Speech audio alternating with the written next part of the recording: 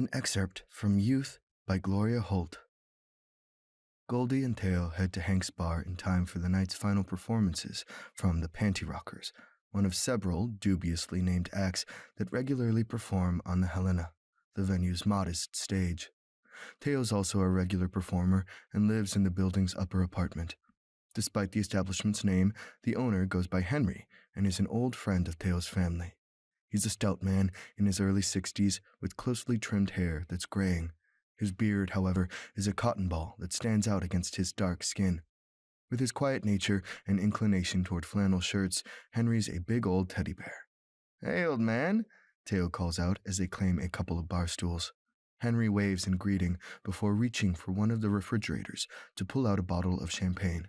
He smoothly uncorks it and pours the contents into two flutes that seem to appear from nowhere. "Happy birthday, Goldie," the bar owner says as he places the drinks in front of them. "Thank you," Goldie responds with inflection, looking at her boyfriend to silently ask about the fancy order. "I asked Henry to serve something special for you tonight," Teo explains. Goldie wants to argue that the expensive stuff isn't necessary, that neither of them typically drink. She sees how thoughtful Teo's being, though, and takes the glass. She almost sips straight away before Teo stops her. "We have to toast." Goldie scrunches her face. "Stop acting like it's ridiculous to celebrate like this. I still wish you would have let me throw you a party." "It's just another birthday," Goldie insists, "with a big number that gets overblown." "It's not about the number. It's about celebrating you." Teo lifts his glass and pointedly looks at Goldie's, insisting she do the same. "You're going to have to endure hearing the sappy things I'm about to say, set to the romantic sounds of the Panty Rockers." The birthday girl laughs and lifts her glass without any more fuss. "To Goldie Hays, the hard-hitting reporter who begrudgingly took a story about the local music scene while the entertainment reporter was on maternity leave and walked into my life because of it." Goldie smiles at the memory of meeting Teo at Hank's bar. "These months with you have made me the happiest I've been in a very long time. You're funny and kind, the best combination. You work too hard. You help anyone in any way you can. You value honest goodness above shallow greatness. And no matter how hard life can get, you never lose hope for that goodness to win out in the end. I'm so grateful to have met you, Goldie. I'm sorry it couldn't have been sooner."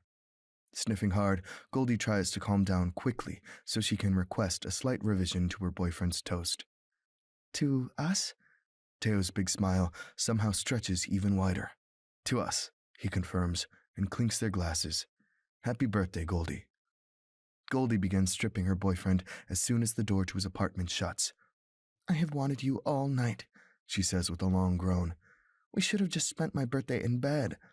Teo laughs, a rumble Goldie can feel with her lips as she lavishes attention on his neck and chest. "That can be my birthday," he suggests. "How about that?"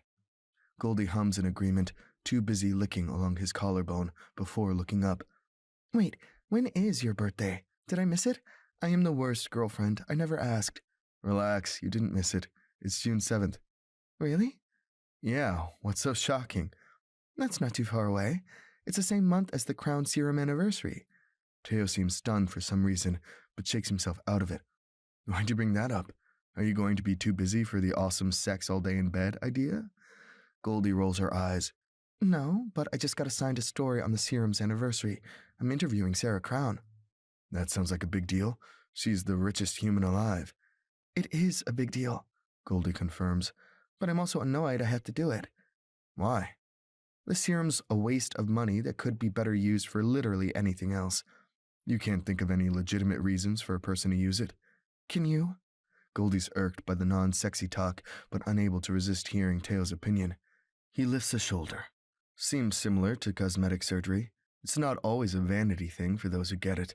There's confidence that comes from having your face or body look the way you want. With confidence comes motivation to turn your life around, or to do what you've always wanted, to realize your dreams." Goldie's stunned and somewhat ashamed. Here she is at 40, finding ugly cynicism harder than ever to fight, and getting the wisdom she needs from her not even 30-year-old boyfriend. "How are you real?" Goldie murmurs before kissing him deeply, expressing the excitement and passion and pure joy he inspires within her. She breaks them apart with a softly panted, "I love you." Teo's panting too, seemingly unable to form words. "Was that too much?" No, it was perfect, he says, a giddy laugh escaping. Now it feels like my birthday. Oh, it's definitely mine. Goldie's face hurts from how big she's smiling, and I'm making sure it's the best ever. Nope, you're not one-upping me. Teo interrupts her indignant scoff by backing her into the bedroom. I'm going to make sure your birthday is absolutely unforgettable. Teo removes the rest of their clothes before they lie down on their sides, facing each other, entangling their limbs. He kisses Goldie to the point of dizziness, greedily breathing in the open-hearted joy she expressed to him tonight. When they're fully joined, Goldie holds him in place and hugs him tightly. But despite all the points of contact, the brush of his lips over her ear manages to grab her attention. I love you too, Golden Wonder. Goldie worries that her heart will burst from the intense emotions those whispered words unleash. She's waited so long to hear them. Finally, she's found love. Best birthday ever.